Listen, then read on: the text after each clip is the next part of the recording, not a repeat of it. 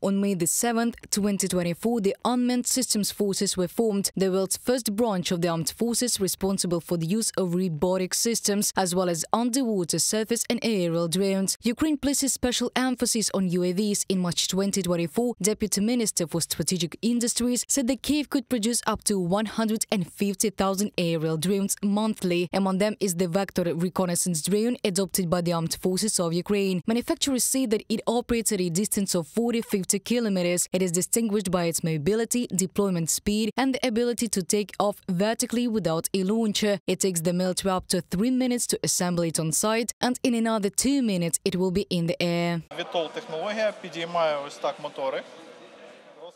technology raises the motors like this, opens all 3 of them, and takes off vertically. That is, you take this backpack, the whole plane is in this backpack. Come to any point you need, assemble it in 3 minutes, and in another 2 minutes it is already taken off. And then you recounter. It has a day and a night camera, an 80-fold zoom. It can broadcast, find targets, and there on screen you can see how the mission is being carried out. After analyzing the situation, the Ukrainian military sent attack drones into battle, such as the Ukrainian bomber Bat, also known as Baba Yaga. This drone can carry 20 kilograms of cargo over a distance of up to 10 kilometers. Since the beginning of the full-scale Russian invasion of Ukraine, more than 3,000 such bombers have been produced. According to the manufacturers, about 65% of the parts of this drone are made in Ukraine. Potentially, the bomber could be completely independent if microcircuits were produced in Ukraine. The crew consists of 2 or 3 people, 1 operator, 1 sapper. It is loaded with ammunition, and it flies to previously recoined positions, does its jobs and returns. Now a lot of teams work like a minibus. It can take from 10 to 15 flights per night. If we are talking about work, not at the front, then not a single electronic warfare system has been able to jam us. If we are talking about the work at the front, then there were some cases, but they are very, very rare. Radio communication during most of its flights is not jammed, so it can fly calmly.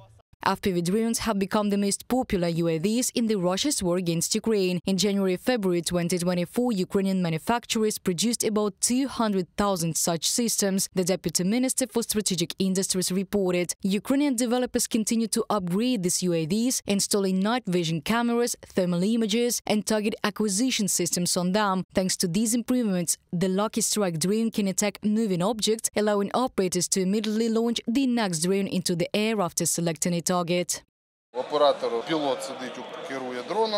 pilot operator sits and controls the drone. I, as the second number, select the target, zoom in on the target with the stylus, confirm it, and fly there. That's it.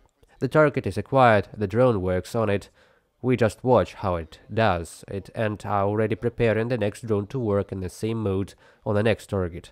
While it flies and works, you can already pack up and change position, move to another place. In this regard, the issue is not economic feasibility, but life and health, which are more important than anything. UAVs have proven highly effective, so special schools are organized to train drone pilots, and Ukrainian developers create simulators that speed up pilot training and immerse them in combat conditions. In this program, you can select any Ukrainian UAV used at the front and a specific task, from attacking a column of equipment to striking infantry. The simulator allows you to configure weather conditions and takes into account realistic scenarios, such as loss of altitude or the use of electronic warfare by the enemy, which requires an instant reaction as in real battles. We saw a request from training centers that work with sports simulators and do not have access to military simulators. We received this request and decided to implement it, so now we have a playtest version, which we give to everyone who wants it after testing them, and are preparing for the mass transfer of this version to training centers that train both civilians and the military. At this stage, we are integrating military training centers, and 3 of them are already training under our program. We are currently working on integration aircraft, and we also want to integrate all types of drones. Our goal is to simulate all Ukrainian drones, and also simulate all Russian equipment as targets.